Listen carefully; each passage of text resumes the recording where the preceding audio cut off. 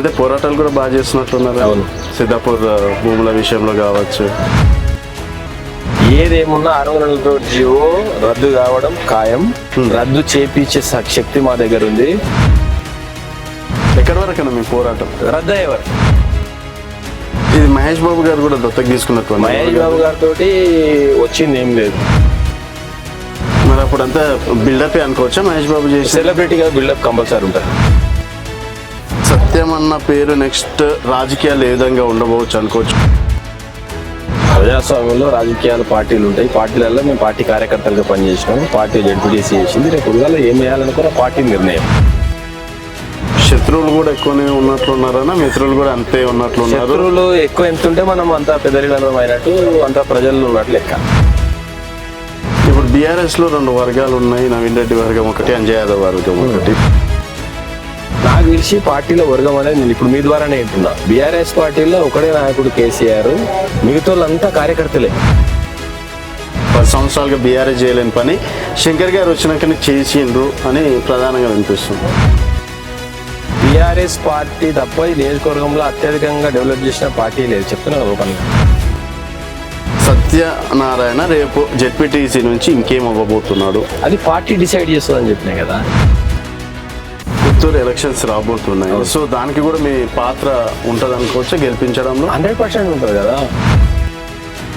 మళ్ళీ బీఆర్ఎస్ జెండా ఎగురుతుంది అనుకోవచ్చా? 100% కాంగ్రెస్ ప్రభుత్వంలో ఉండేది అది కళ, వచ్చేది బీఆర్ఎస్ ప్రభుత్వమే. అట్లా ఏమనుమానం. వెల్కమ్ టు తెలంగాణ వెలుగు. నేను మీ రాజు. ప్రస్తుతం మనతో పాటు బీఆర్ఎస్ పార్టీ సీనియర్ నాయకులు, అలాగే కొత్తూరు మాజీ జెడ్పీటీసీ ఎంఎస్ సత్యనారాయణ గారు ప్రస్తుతం మనతో పాటు ఉన్నారు. సత్యమన్న నమస్తే. ఎట్లున్నావు అన్న? అంత మంచిగా. పార్టీ ఎట్లుంది? సూపర్. మొత్తానికి జెడ్పీటీసీ పదవి కాలం అయిపోయి కూడా దాదాపుగా సంవత్సరం అవుతున్నట్టుంది. సో ఇంకా ప్రజల లోపలనే ఉన్నారా లేకపోతే? రోజు ప్రజల లోపలే ఉన్నాం కదా అన్న. ఇక్కడ ఓకే. రోజు ప్రజల కుదరసం సాయంత్రం ప్రజలు అన్న. సో ఈ మధ్య పోరాటాలు కూడా బాగా చేస్తున్నట్లున్నారు. అవును. సిద్ధాపూర్ భూముల విషయంలో కావచ్చు. సిద్ధాపూర్ డంపింగ్ యార్డ్ సంబంధించి మొట్టమొదటగా సిద్ధాపూర్ డంపింగ్ యార్డ్ వ్యతిరేక పోరాట కమిటీ చైర్మన్ పార్టీ చేసింది.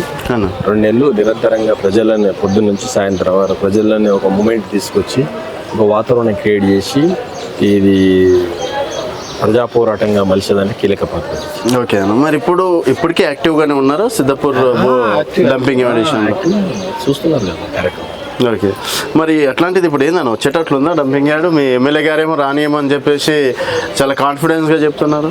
ఎమ్మెల్యే గారు రానియేమో అని కాన్ఫిడెన్స్ చెప్పేదాన్ని మేము స్వాగతిస్తున్నాం. ఎందుకోసం అంటే రాకపోవడమే కదా మా అంతిమ లక్ష్యం.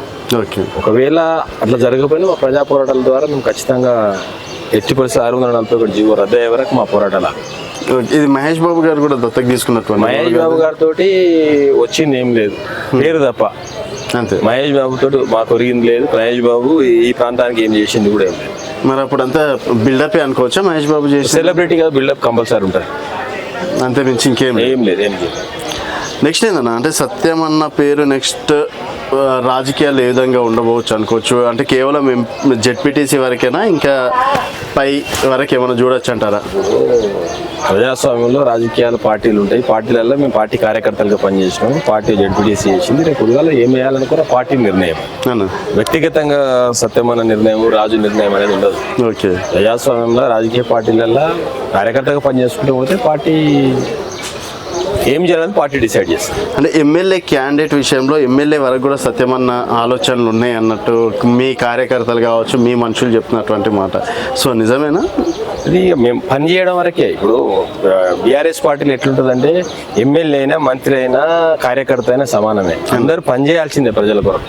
ఓకే. పని చేసుకుంటూ పోతే పార్టీ డిసైడ్ చేస్తుంది ఎవరైంది కాబట్టి. సో కాన్ఫిడెన్స్ అయితే ఉందా? ప్రజలు మీ వెంబడి ఉంటారు ఏది ఉన్నా కూడా? ప్రజలు లేని 30 సంవత్సరాల రాజకీయాలు చేస్తలేం కదా. నేను సర్పంచ్ చేసిన, జెడ్పీటీసీగా మా మిస్సెస్ జెడ్పీటీసీగా గెలిచింది. ప్రజలు లేకపోతే మేము నామినేటెడ్ పోస్టులు కావు కదా. సర్పంచ్ అయినా ప్రజలే, జెడ్పీటీసీ అయినా ప్రజలే, అన్ని ప్రజలే కదా. ఓకే. ప్రజలతోటే కదా ఉండేది. సో కొత్తూరు మండలంలో ఒక అంటే ప్రముఖులలో మీ పేరు కూడా బలంగా వినిపిస్తున్నటువంటి పేరనా? సో ఈ వరకు రావడానికి అంటే చాలా వరకు రాజకీయాల్లో ఓటమి ఉంటాయి, గెలుపులు ఉంటాయి, ఇవన్నీ ఉంటాయి. సో రీసెంట్గా మీ అమ్మగారు ఓడిపోయినప్పుడు కూడా చాలా వరకు విమర్శలు చేయడం అనేది జరిగింది. సో ఎట్లా అనిపిస్తుంది వస్తుందని ఇట్లాంటి ఓటు? రాజకీయాల్లో ఎన్టీ రామారావు ఓడిపోయాడు, అటల్ బిహారీ వాజ్పేయి ఓడిపోయాడు. నేను ఇప్పుడే కాదు 20 ఏళ్ళ కింద గెలుచుకుంటూ వచ్చిన ఒకసారి రాజకీయాల్లో తప్పవు అన్న. ఓటములు గెలుపులు ఉంటాయి, దాన్ని రెండింటి సమానంగా స్వీకరించిన లీడర్. ఓకే. అండ్ చాలా వరకు మీకు శత్రువులు కూడా ఎక్కువనే ఉన్నట్లున్నారన్నా, మిత్రులు కూడా అంతే ఉన్నట్లున్నారు? శత్రువులు ఎక్కువ ఎంత ఉంటే మనం అంత పెద్ద లీడర్ అయినట్టు, అంత ప్రజలు ఉన్నట్లు లెక్క. అందులో ఏం లేదు. సో మీ గురించి మాట్లాడితే అన్న అంటే ల్యాండ్స్ విషయంలో కావచ్చు, ఇంకేదో విషయంలో ఇట్లా అని చెప్పేసి రకరకాలుగా మాట్లాడినటువంటి అట్లాంటిది నాకు తెలియదు. మేము స్థానికంగా అట్లాంటిదంటే ఇన్వాల్వ్ కూడా కాదు. అంటే వాళ్ళు చెప్పింది అబద్ధం అనుకోవచ్చు?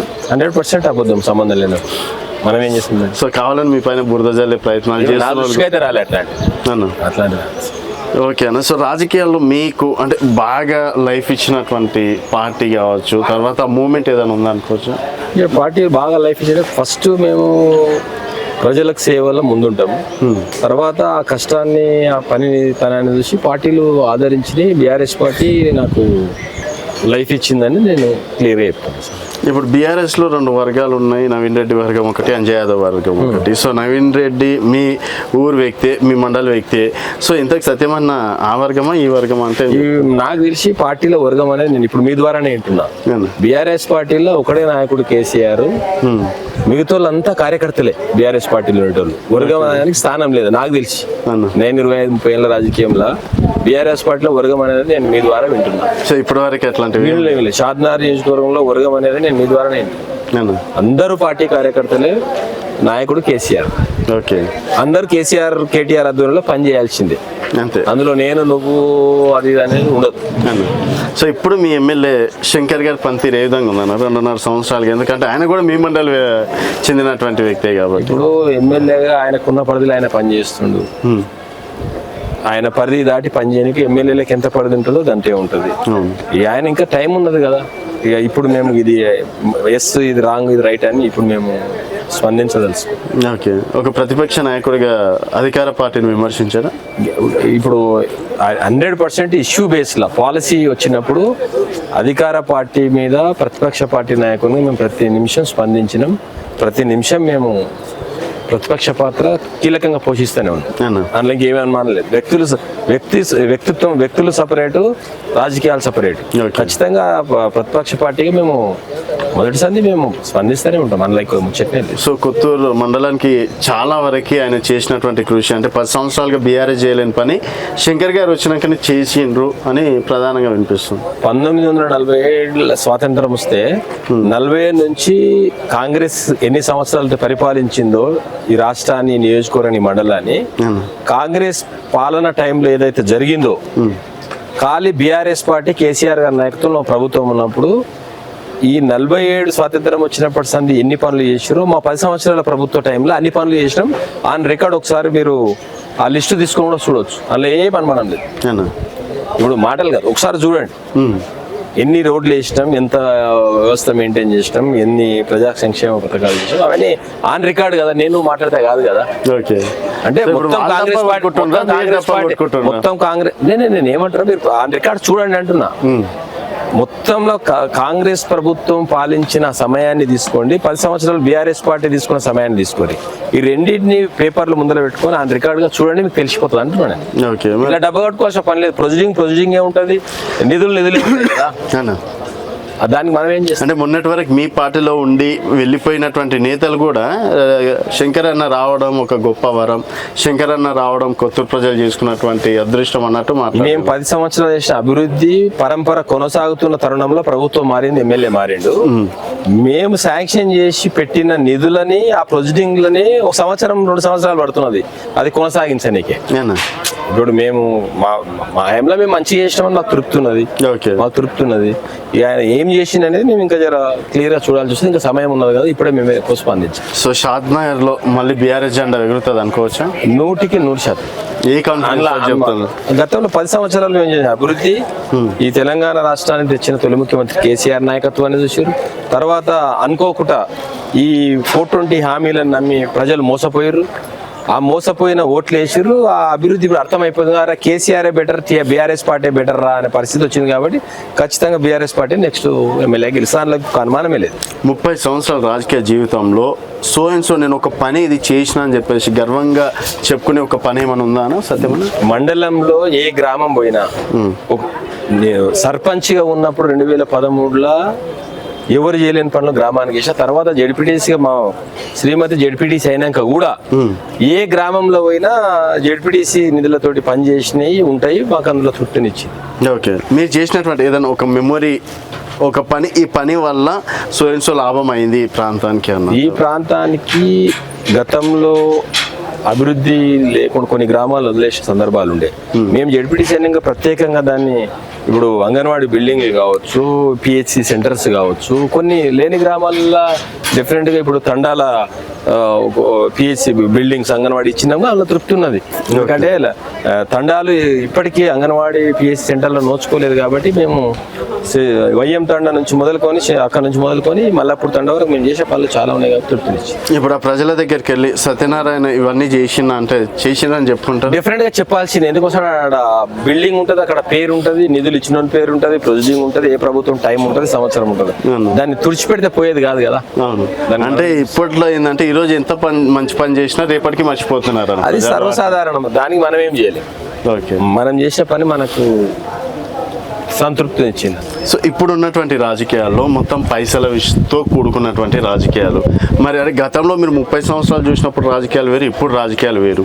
సో ఎట్లా అనిపిస్తుంది ఒక సీనియర్ రాజకీయ నాయకుడిగా? గతం వేరు, వర్తమానం వేరు, భవిష్యత్తు వేరు కదా. పరిస్థితులు మారే కొద్దీ మనం కూడా మారే రాజకీయాలు చేయాలి. మనం మారకుండా పాత తరా రాజకీయాలు చేస్తామంటే మన రాజకీయాలు ఉండొద్దు. ఓకే, సో అప్డేట్ ఉన్నారు, క్లియర్. అది అంతే, ఎక్కడ కూడా తగ్గేది లేదు, తగ్గాల్సిన అవసరం. అనుభవం సరిపోయింది కదా. సో సర్పంచ్ నుంచి ఈరోజు ఎమ్మెల్యే అయినరు, తర్వాత జెడ్పీటీసీ నుంచి ఈరోజు ఎమ్మెల్సీ అయిన వాళ్ళు ఉన్నారు మీ ప్రాంతానికి చెందినటువంటి.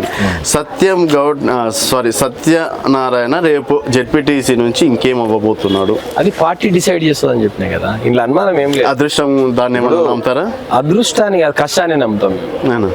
ఇప్పుడు వాళ్ళిద్దరు కష్టపడడంలో వాళ్ళిద్దరు ఓకే అని చెప్పేసి అనుకో. నేను ఏమంటారా, నా విషయం నువ్వు మాట్లాడుతున్నావు కాబట్టి మాకు పార్టీ డిసైడ్ చేస్తే నేను పార్టీ కొరకు పని చేసుకుంటూ వెళ్ళిపోతాను. మమ్మల్ని ఏం చేయాలనేది అధిష్టానం డిసైడ్. అదే పార్టీ ఒకవేళ అవకాశం ఇచ్చింది అనుకోండి, పార్టీ డిసైడ్ చేస్తే అవకాశం ఇచ్చింది అనుకోండి, నిరూపించుకునేంత రేంజ్ సత్యనారాయణకు ఉంది. ఇప్పుడు నేను నా రేంజ్ గురించి చెప్పాల్సిన అవసరం లేదు. నేను ఏందో తెలుసు కదా, సమాజానికి తెలుసు, ప్రజలకు తెలుసు, ఈ సొసైటీ అందరికీ తెలుసు. మేము ఎండ్ల తక్కువ ఎండ్ల ఎక్కువ అనేది మేము చెప్పుకోవాల్సిన అవసరం మాకు. ఓకే, ఎందుకు ప్రతిసారి ఆ విషయాన్ని స్కిప్ చేసేస్తున్నారు? మనసు లోపల నుంచి చెప్పట్లేదు. నేను ఏమంటానంటే బీఆర్ఎస్ పార్టీలా అందరూ కార్యకర్తలే అని చెప్తున్నాను.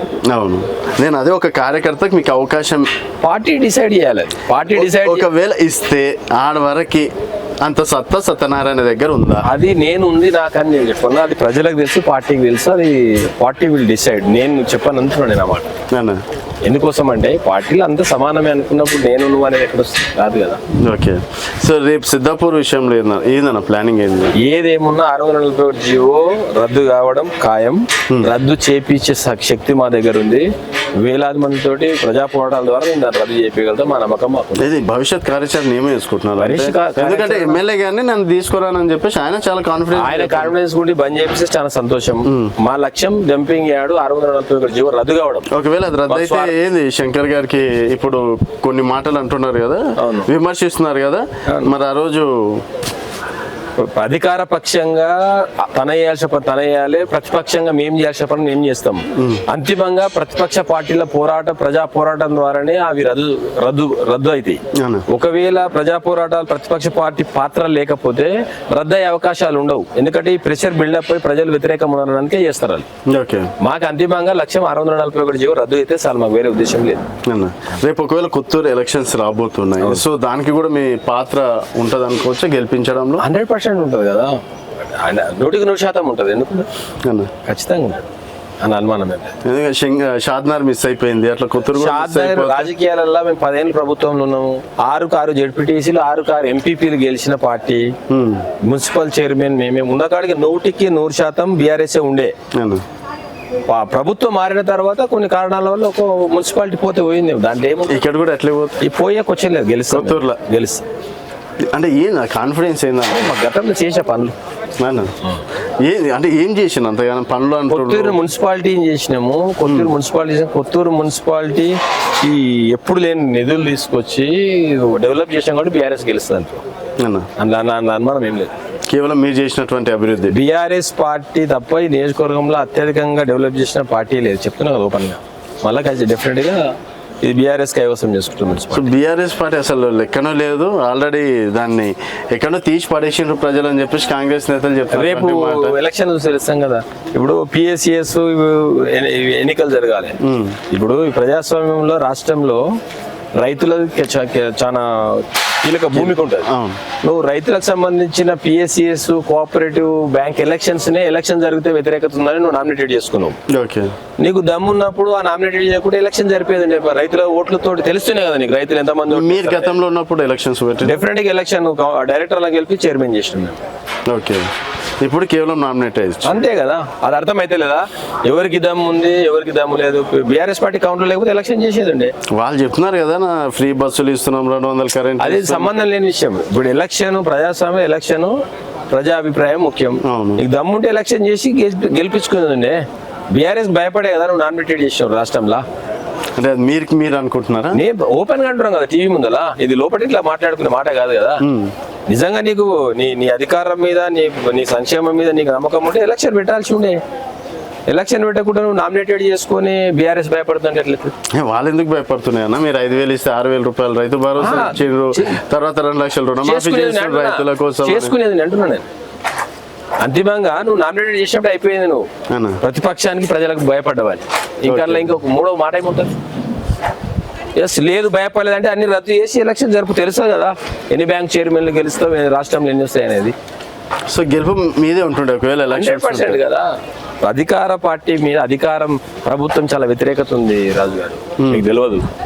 వ్యతిరేకత ఉన్నదని ఇంటెలిజెన్స్ రిపోర్ట్ తీసుకొని ఇవన్నీ నామినేటెడ్లు చేసేస్తున్నారు. ఓకే, రిస్క్ పడద్దని అంతే. మీ మండలానికి కూడా బాగానే వచ్చినట్లున్నాయా? ఏ మండలానికి రాని రాష్ట్రంలో మొత్తం ఉన్న నామినేటెడ్ చేస్తున్నాం అంటేనే ప్రజలకు భయపడి చేస్తున్నట్టు లెక్క. ఓకే, ప్రతిపక్ష వాళ్ళకి భయపడి చేస్తున్నారు. 2034 వరకు నేనే సీఎం అంటుండే కదా రేవంత్ రెడ్డి గారు. ఇప్పుడు రేపు పొద్దుగా ఇప్పుడు కుల్లక్కులు ఉంటాయి చూడు, డాక్టర్స్ వచ్చిన దాకా చెప్పాడు, అడ్వకేట్ జైలుకి పోయిన దాకా చెప్పాడు. అర్థమైంది కదా. ఇంకా గంటల అధికారం పోతుందని నేనే అంటారు. ఓకే, ఇక అట్లా లేకపోతే ఎంకోలు పోతారని చెప్తుంటారు. అట్లా మరి దాన్ని మేమేం చేస్తాం? అది రేవంత్ రెడ్డికి ఒక క్లారిటీ ఉంది. అంతే కదా. నేను మర్చిపోను ప్రభుత్వం అనేది, ఏది అనుమానమే లేదు. కాంగ్రెస్ బీఆర్ఎస్? కాంగ్రెస్ ప్రభుత్వంలో ఉండేది అది కళ, వచ్చేది బీఆర్ఎస్ ప్రభుత్వమే. అందులో ఏమనుమానం డౌటే లేదు, అన్నీ డౌటే లేదు.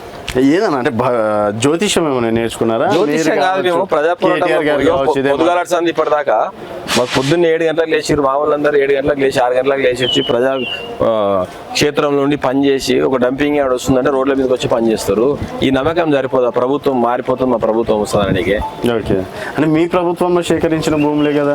మేము సేకరించిన ఐటీ క్యారిడర్ ఐటీ ఇండస్ట్రియల్ కోసం, డంపింగ్ యార్డ్ కోసం కాదు. ఓకే, మీకు తెలియదా ఇట్లా ప్రభుత్వ భూములు ఏదైనా పెట్టుకోవచ్చు అట్లా? లే, ఇండస్ట్రీలకు ఇచ్చిన భూములలో ఇండస్ట్రీనే పెట్టాలి, చెత్త కంపెనీ తీసుకొచ్చి పెట్టడానికి లేదు. మీ హయాంలోనే జరిగినాయి అవినీతి జరిగింది. ఐటీ కోసం 350 ఎకరాలు ఇచ్చినాం వాస్తవం. అందులో ఇప్పుడు మా ఎమ్మెల్యే గారు, మాజీ ఎమ్మెల్యే గారు ఎవరు కేటీఆర్ దగ్గర కూర్చొని ఇది ప్రజలకు మంచి జరుగుతుంది తీసుకురావడం మా ప్రభుత్వంలో అది వాస్తవం. కానీ తెచ్చిందని ఐటీ కంపెనీకి ఇంకో ఇండస్ట్రీకి ఇవ్వాలి, కానీ తీసుకొచ్చి డబ్బింగ్ అంటే కేవలం మీ ఇలాంటి వాళ్ళ భూములు అక్కడ ఉన్నాయని చెప్పేసి లీడర్లు మాత్రమే హల్చల్ చేస్తున్నారు అని చెప్పేసి అంటే మాకు అట్లా లేదు, తప్పది. మా ఒక్కూరు కాదు 30-40 ఊర్లకు ఎఫెక్ట్ అవుతుంది. అది మా అస్తిత్వం పంచాయతీ. ఓకే, భవిష్యత్తు దీన్ని మనం ఈ చేయడానికి లేదు. సో ఎమ్మెల్యే గారు ఒకవేళ క్యాన్సిల్ చేస్తే ఏం చేస్తారు అంటున్నారు? ఎమ్మెల్యే గారు క్యాన్సిల్ చేస్తే స్వాగతిస్తాం, తప్పేముంది అందులో. ప్రభుత్వంలో ఉన్న ఎమ్మెల్యే ముఖ్యమంత్రి చేయాలి. అది వాళ్ళు కొత్తగా చేసేది ఏముంది అంటున్నా, చేయాల్సిందే వాళ్ళు. ఓకే, చేయాల్సిందే వాళ్ళు, చేయాలి కూడా. ఎక్కడి వరకన్నా మీ పోరాటం? రద్దయ్యేవారు. మీరు ఒక రోజు పాదయాత్ర పెట్టిండ్రు, తర్వాత తీసుకురానని చెప్పేసి వెంటనే ఆన్సర్ వచ్చింది, గౌరవించిండ్రు. తర్వాత మళ్ళీ ఇప్పుడు తీసుకొస్తా అంటున్నారు. జీవో వస్తే మళ్ళీ పోరాటం స్టార్ట్ చేసి. అవును, సో మరి ఈ పోరాటానికన్నా దిగి వస్తారని చెప్పేసి నిరంతరం పోరాటం జరుస్తూనే ఉంటుంది రద్దయ్యే వరకు. మా భవిష్యత్తు అర్చిస్తూ మా పిల్లల భవిష్యత్తు ఎవరి కోసమో రాజకీయాల కోసం చేయం మేము. ఓకే, సో దీంట్లో ఇప్పుడు బీజేపీ వాళ్ళు సిపిఐ సిపిఎం అందరు వస్తున్నారు. ఇప్పుడు కేసీఆర్ తెలంగాణ రాష్ట్రం రావడానికి బొంతపూర్వమైన ముద్దాడుతానే మాట అన్నారు. అది మీకు ఐడియా ఉంటుంది జర్నలిస్ట్ గా. మేము ఇది రద్దు అయ్యి కావడానికి అందరిని కలుపుకొని చేస్తున్నాం కదా, ఓకే సపరేట్ చేస్తలేం కదా, అందరిని కలుపుకొని చేస్తాం. వాళ్ళ నాయకత్వంలో మేము పనిచేస్తాం. మాకు రద్దు కావాలి 641 జీవో ఒకటే డిమాండ్ అంతే. మీరు కూడా జెడ్పీటీసీ ఉన్నారు కానీ అప్పుడు రైతులు భూములు ఇచ్చినప్పుడు ఒక్కటి మా జెడ్పీటీసీ ఉన్నా, ఎమ్మెల్యే గారు ఉన్నా, ప్రభుత్వము పైసలు ఇచ్చి ఆ భూమి తీసుకున్న అసైన్మెంట్ భూములు ఇండస్ట్రియల్ పార్క్ కోసం ఎవరున్నా ప్రభుత్వం చేసింది అసైన్ భూములు తీసుకున్నది. కానీ వీళ్ళు ఫ్రీగా ఇచ్చేసారు కదా చెత్త కంపెనీకి. ఓకే తప్పు కదా. సో తెలియదా మీ శంకర్ గారికి మరి ఇంతమంది లాస్ అవుతున్నారు, ఇంతమంది అదైతే ఇక ఆ విషయం ఒక ఎమ్మెల్యేగా ప్రభుత్వంలో ఉన్నాడు తెలుసా తెలియదు అనేది మేము చెప్పడానికి రాదు కదా. నేను ఈ ప్రాంతం బిడ్డని నేను రాణిస్తానా అంటున్నానా? నేనేమంటున్నా రాణిస్తానా అంటే రానియకపోతే మేము స్వాగతిస్తామంటున్నా. మా ఎమ్మెల్యే మాజీ ఎమ్మెల్యే గారు ఏం చెప్పారు, ఒకవేళ ఎవరు రద్దు చేసినా మేము దాన్ని స్వాగతిస్తాం, మా పార్టీ స్వాగతిస్తుంది. ఇది రద్దు కానికే ఎవరు నాయకత్వం వేసినా మేము అందులో పని చేయడానికి రెడీగా ఉన్నాం. ఓకే అంతకన్నా క్లారిటీ ఏమిస్తాం మేము. సో ఏం చెప్తారన్న ఫైనల్గా మీ ప్రజలకి? ఏం లేదు, 641 జీవో రద్దు అయ్యే వరకు మా ప్రాంతంలో మా బీఆర్ఎస్ పార్టీగా మేము ఒక రైతులుగా మా పోరాటం ఆగదు. 80% 641 జీవో రద్దు కావాల్సిందే. ఒకవేళ రద్దు కాకపోతే ఇది ప్రజా పోరాటంగా రూపాంతరం చెందింది, ఇంకా ఇది ఉధృతం అవుతుంది. మేము ప్రజా పోరాటం ద్వారా శాంతియుతంగా పోరాటం చేసి దీన్ని మేము సాధించుకుంటాం. ఓకే. అండ్ చాలా మంది అంటే మీరు చైర్మన్ గా ఉండేసి ఎందుకు జేఏసీ నుంచి తప్పుకున్నట్లు? మేము జేఏసీ నుంచి తప్పుకో ఎవరన్నారు? నేను పార్టీ పరంగా ఫస్ట్ ఏదైతే జీవో రాకముందు ఇది వస్తుందని తెలిసినప్పుడే పార్టీ సమావేశంలో భారత రాష్ట్ర సమితి ఆధ్వర్యంలో సిద్ధాపూర్ డంపింగ్ యార్డ్ వ్యతిరేక పోరాట కమిటీ వేసి కమిటీ చైర్మన్ గా నన్ను చేసిన తర్వాత చేసినాక అందులో 40 మంది మెంబర్లతోటి మేము ఒక ఫామ్ చేసి దాన్ని ఉధృతంగా చెలో కలెక్టర్ వేసి కార్యక్రమాలను చేసుకుంటూ వచ్చి ఈ పోరాటాన్ని ఒక స్థాయికి తీసుకొచ్చి ఒక రాజకీయ ప్రతిపక్ష పార్టీగానే మేము నాయకత్వం వహించము. ఇది ఒక ప్రజా సంఘాలను కలుపుకొని ప్రతిపక్ష పార్టీలను కలుపుకొని అందరి కింద ఇది 641 జీవో రద్దు అయ్యే ప్రయత్నం చేస్తాము. మాకు ఈ చైర్మన్ పదవులు కాదు ముఖ్యం, మాకు రద్దు కావడం ముఖ్యమని అన్ని రాజకీయ పార్టీలు ఒకతాన చేసి దాన్ని ఒక జేఏసీ ఏర్పాటు చేసినాం. ఆ జేఏసీలో కూడా నేను కూడా చైర్మన్ గా నేను ప్రస్తుతం ఉన్నా. ఒక పార్టీని నియమించిన దానికి చైర్మన్ ఉన్న ఉద్యమాన్ని ఉధృతం తీసుకొచ్చినాము. తీసుకొచ్చిన తర్వాత ప్రజా సంఘాలని రాజకీయ అన్ని పార్టీలను ఒకతానే వేసి ఒక గిరిజన బిడ్డని చైర్మన్ చేసి నేను చైర్మన్ ఉండి అందరినీ సమూహంగా కలుపుకొని మేము ఉద్యమాన్ని కొనసాగిస్తున్నాం కదా. తప్పుకోవడం అంటారా? ఇది అందరినీ కలుపుకొని నాయకత్వం వైపు ఇంకా పనిచేయడం అంటారు. అంటే చాలా వరకు విమర్శించారు, అప్పుడు చైర్మన్ అన్నారు అదన్నారు, మరి ఇప్పుడు ఎందుకు లేరు అన్నట్టు. నేనేమంటున్నా, మేము అందరినీ కలుపుకునే క్రమంలో మేము వెనుక ఉండి ముందలుండి నడిపిస్తున్నామని చెప్తున్నా. ఓకే అన్న. సో మొత్తానికి మీ సిద్ధాపూర్ జీవో రద్దు కావాలని చెప్పేసి కూడా మనస్ఫూర్తిగా కోరుకుంటున్నాం. అండ్ దాని వరకు మీరు చేసినటువంటి పోరాటాలు ఇంకెక్కువ కొనసాగించాలని చెప్పేసి కూడా కోరుకుంటున్నాం అన్న. సో మొత్తానికి కొత్తూరు ప్రజలు ఈసారి మాత్రం మీరు కేటీఆర్ గారికి గిఫ్ట్ ఇస్తారా గెలిచి? 100% మున్సిపల్ 100%.